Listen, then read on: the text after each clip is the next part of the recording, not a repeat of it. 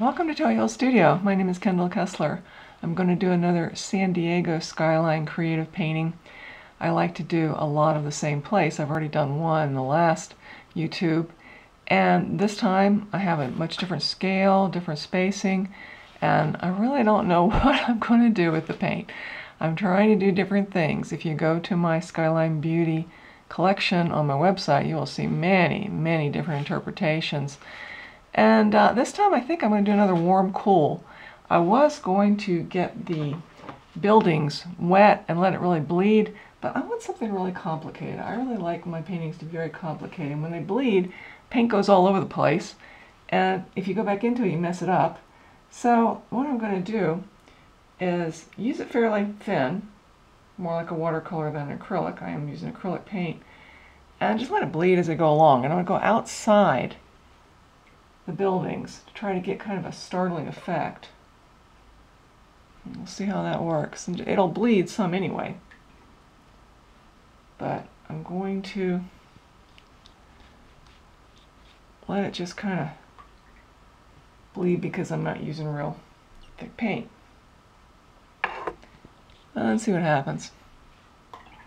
I figure I'm going to get the effect I want, I'm going to probably have to use a lot of yellow, because I want it to look like the buildings are just kind of glowing.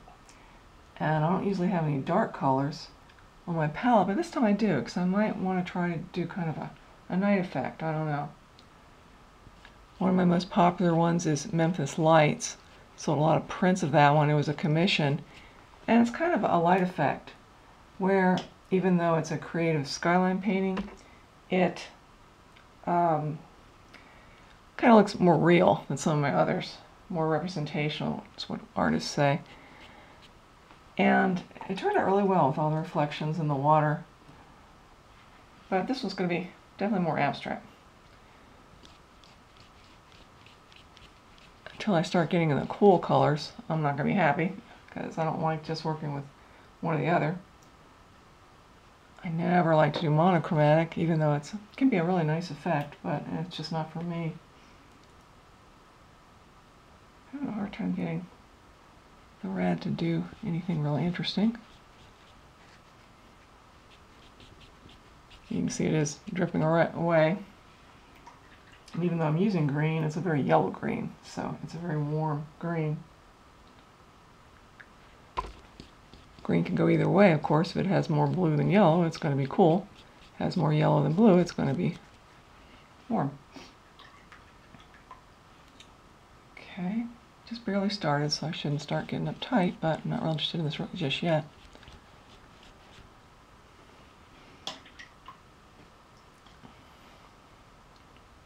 But I did want to get kind of a startling effect, and I think the only way I'm going to do that is to probably really lower down the values, make some real dark areas around this. But we'll see. I'm going to now put in some cool colors.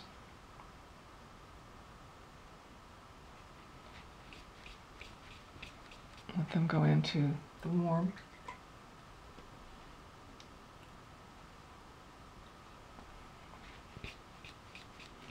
Blue-green.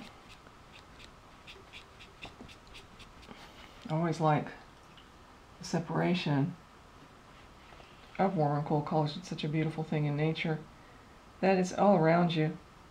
As I've said before, a lot of people don't see it so much because in the middle of the day, you really don't. You don't really see the colors and the shadows that well, and you don't see that separation.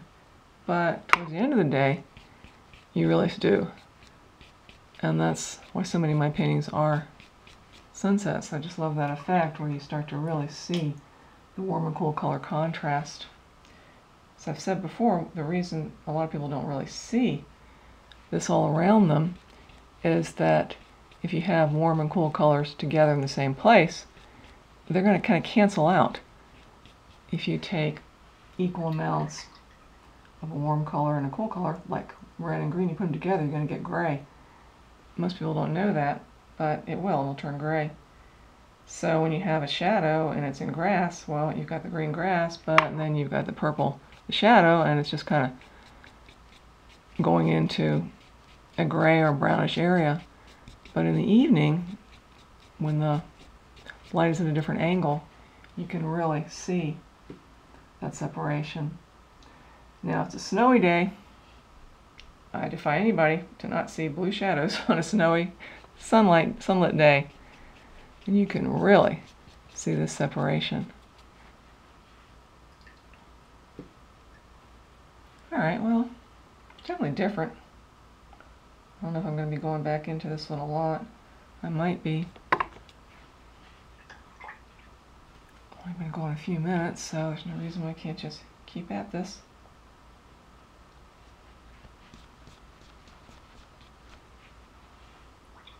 I want it to bleed a little bit, so I'm going to use a little thinner. Yeah, this is definitely different. I haven't really done anything exactly like this. So that's good. I like to do different things with these. And since acrylics, well, watercolor, I'm not really using it more like a watercolor.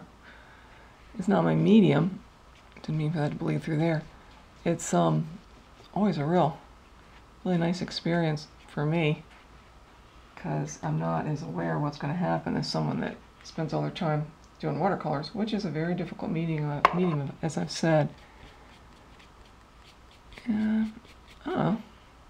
Kind of like the way it's dripping in there. No reason why it has to separate out completely. I might even put some of the warm colors around that. I think that's a good idea. Hadn't planned on that, but it might be nice to put warm colors around the bottom of this. Get a very interesting pattern. Yeah, it's definitely different. If you look at my, as I said, if you look at my collection on my website, you're not going to see something like this. This is definitely a different one. But it's not real complicated, so I may be going back into it quite a bit to make it look more interesting to me. Not that it's not looking interesting, but I just really like to have lots of really complicated systems of brushwork and color, like in my oil paintings. Having a real hard time getting started with my latest oil painting. I went back and forth between, am I going to do wildflowers or a garden? I just really have been having a really hard time, and I started one, and for the first time in a long time, I aborted. I don't usually do that, but I could see that that one was just going to be a huge amount of paint and nothing for it. So I quit. And I found what I wanted to do based on, and they were always, my paintings were always kind of like fantasies. I never really copy anything. I found something that I thought would really work. And it's always an adventure. I never know what's going to happen. With oil paint too, even though I can do certain things that are very precise. But it's still always an adventure. And I wouldn't, as I said before, I wouldn't do it if it weren't. It would be so boring. People that just carefully copy something, which you can't exactly completely do, but, you know, a real good shadow of it. I don't know how they can stand that. I would just quit. As I've said many times, I would definitely quit. It's got to be always a learning process, always something different. Never really, I look over my stuff, and even though you can tell it's all mine, I see lots of changes over the years because I'm changing. We all do, and it reflects in my artwork. Artwork is just like someone's handwriting. That's why you really can't reproduce someone else's artwork any more than you can really reproduce their handwriting. You can sort of do that, but not really. I've always been so fascinated by handwriting. If I had the time, I'd really get into studying graphology, the science of handwriting, because we're all taught to write one way. Nobody writes that way. Nobody. It's because you are putting yourself into how you handle a line, which is so much what artists do in handling everything, the lines, the colors, the textures. They put themselves into it.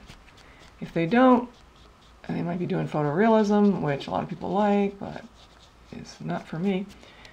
That's when they really don't put themselves into it, because you just got to stick exactly with that photograph, and you can't have brushwork, can't have expressive brushwork. So then it's reproduction of the photograph, and there's nothing wrong with that. It's just not for me, but you know, I'll do it if anybody wants me to pay me. It takes a lot of layers and a lot of time, so it's very expensive. But well, I mean, I'm starting to really like this, yakking away, and it's just kind of happening. Yeah, this is definitely different from what I normally do. And even though I was going to keep the colors completely separated from the buildings and the water and the sky, I didn't do that. And you can't even tell that this is any kind of water or anything. This is really completely into an abstract interpretation of a skyline. And I like the way it bled down, I mean, dripped down through there too. I don't know. I'm not sure if I'm going to do much more or if I'm going to go back into it. I could make this a lot more complicated, but I might just not do that. It's always good to have different things, and I'll do some more of San Diego and then try something different. Yeah, okay, now I really do want to get it more complicated, so right now that's what I'm doing. Even though I'm keeping that kind of downward motion of the paint just constantly going down, I do want it to be more complicated. So I can certainly do that and still have the same effect, because I'm not going back into bleeded areas like I have in some other areas. There's really hardly any bleeding in this one, so I can really go back into it and add things and not disturb that really nice wet and wet effect, which is a really beautiful effect in the watercolor medium. And I pretty much have done this like a bunch of washes watercolor. As I said, there's three: the wet and wet, the flat wash, and the dry brush. And what most watercolor artists do is they build up the wet and wet, the bleeding technique, with some flat washes, and then they take a smaller brush and go over top of it and do some real dry brush. Well, I might just stop right there. I'm starting to really like the way it's coming through this weird system of lines, well, brush marks. I think I might just stop right there. Maybe look at it later and decide if I want to get it a lot more complicated or just leave it the way it is. Thank you for watching. The link to the final painting will be in the description, and the link to my website, my work on Wetsy, and others.